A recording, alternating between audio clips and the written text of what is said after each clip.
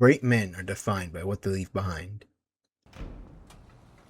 It's a quote that always struck a nerve with me, leaving me in this uneasy feeling that everyone has to be destined to some kind of greatness. Yet, for me, I find myself comfortably circling in timeless neutrality. Well, that wasn't until a particularly memorable summer that flipped my entire world around, where I became who I am today.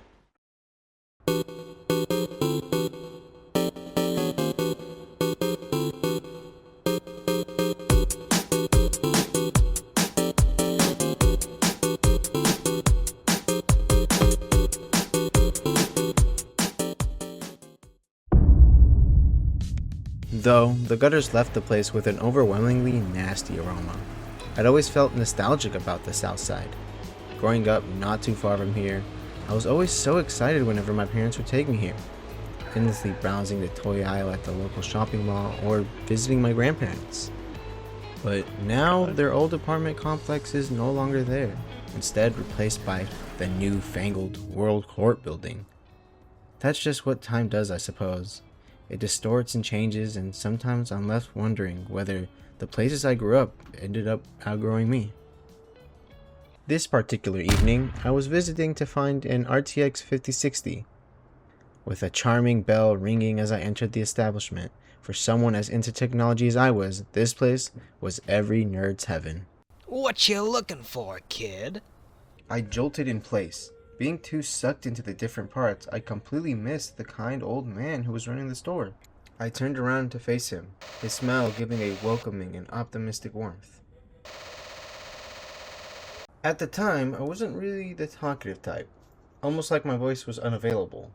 I just pointed towards my desired graphics card and his face lit up. Well, looks like you got some good taste, pal. These parts are quite old, but you wouldn't believe how incredible they are. He was a kind man, the type to prattle on for hours on end about things he thought were cool. But I didn't really mind. After all, I thought they were cool too. We spent hours together talking about different parts, gadgets, and the latest in the tech world.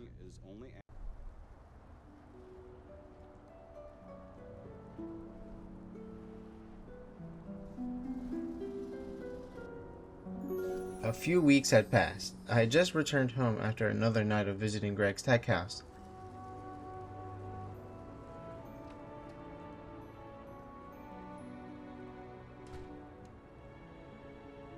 I had placed down my book bag and booked it for the fridge, picking out my favorite snacks.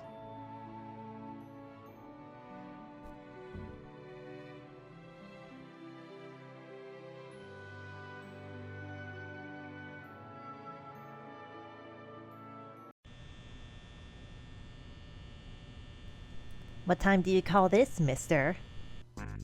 My dad's voice sent daggers down my spine. I sheepishly bowed down, apologizing. Alright, I get it, you're sorry. Though I'm glad that you're getting out at least. He patted me on the back firmly. So, little Fred, listen, me and your mom are going away on a business trip this weekend. I know it's a bit short notice, but it's urgent. Something about your uncle? Regardless, just make sure you hold down the fort while we're gone, okay? And no tech parties. Capiche? Capash? Alright. Love ya. Love ya. While his tone was light-hearted and humorous, there was a sort of sad knowing glint in his eyes that night. I often replayed those events in my head. If only I had the courage to speak up that night, maybe things would have gone differently. I waved goodbye to my parents. Their golden spring-lock suits flooded in the car's timid air conditioning as they drove away. As per usual, I decided to make my usual visit to Greg's, but this time something was off. The city had gotten noisier that day. The sounds of chattering was much more poignant, and the soft bellowing of police sirens echoed in the distance.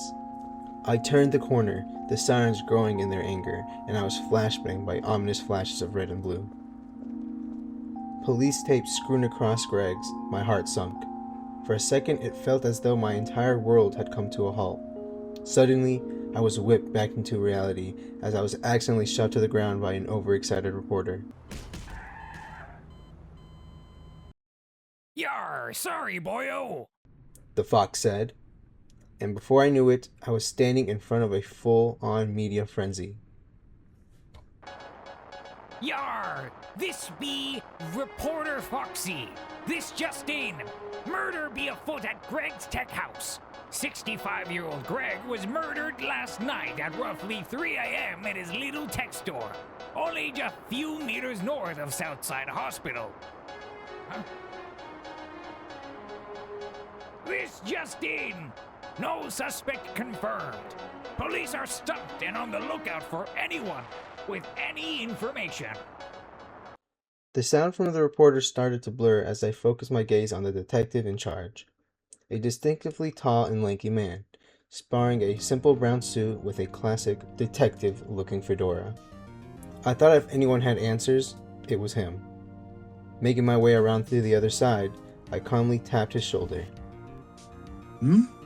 Listen, kid, we're kind of busy here. Please leave the area. Get home safe now. Completely brushed off. Though, I suppose I couldn't blame them. They did have their hands full, but that wasn't good enough. I had to see Greg, to find out what really happened to him. Remembering all my conversations, I knew Greg would often forget to lock the back door. So, keeping an eye on the detectives, I snuck my way in. Luckily, the bellowing of the sirens and the flashing of the lights helped me get by fairly unnoticed. However, I opened the door to perhaps one of the most heart-wrenching scenes I've ever seen. Greg was lying lifeless, though he still adorned that classic smile, even in death. I suppose that helped steel my nerves a tad. I inspected his body, noting the blood coming from his head and the bloody wooden plank that had been used to strike him. I tried searching the room for clues, but everything seemed quite normal. No recent calls on his phone, no suspicious emails, and just as I had begun to lose hope, a small shimmer glistened in my eyes. It came from his hand? The rigor mortis had kicked in by then, his hand stiff as if he was still clutching onto it for dear life. After prying his hands open, I found a small USB drive with the word "client" strapped onto it. I grabbed the drive, but suddenly heard footsteps.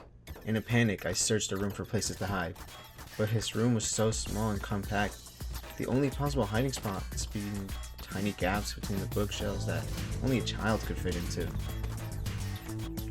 The door crept open with a swift motion, and in front of me stood a police officer. As his flashlight enveloped my body, I felt the most searing dread through my body. However, rather than screaming or calling for backup, all he gave was a stop. Follow me. Suddenly, I was running through back alleys and arrived at some random garage. Then, the lights flickered on and the officer removed his hat, revealing the massive bunny ears and black snout. Long time no see you, Freddy. Never expected we'd bump into each other like this, though. Bonnie? My best friend ever since childhood? I was happy to see him again, but why was he undercover? That old man, you knew him, correct? Listen, I know this is a bit sudden, but I owe a great deal to his family. I want to track down his killer. So Freddy, are you with me? We gathered in my bedroom, the same way we did when we were younger, but this time with a refined purpose. I inserted the USB. A number of files littered across the USB folder. Expense reports detailed on some sort of supercomputer? Just what the hell was this man up to? With these specifications, they could potentially do anything. Just who the hell is this for? Then I hover over the file named Delivery. It has directions to the port of all places. Of course, whoever killed Greg is going to try to steal this supercomputer at the docks.